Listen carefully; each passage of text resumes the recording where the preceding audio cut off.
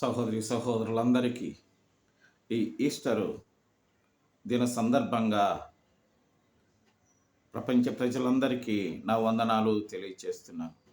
ప్రభు అయినటువంటి యేసుక్రీస్తు యొక్క కృప మీకు మీ పిల్లలందరికీ సదాకాలము తోడయుండునుగాక. సహోదరులారా, మీరు కొన్ని నెలల నుండి దేవుని వాక్యములోను ప్రార్థనలోను ఆసక్తిగా ప్రభువును మనకు కావలి ఉన్న పరిశుద్ధాత్మకును మహిమ కలిగిస్తున్నందుకు దేవునికి స్తోత్రములు.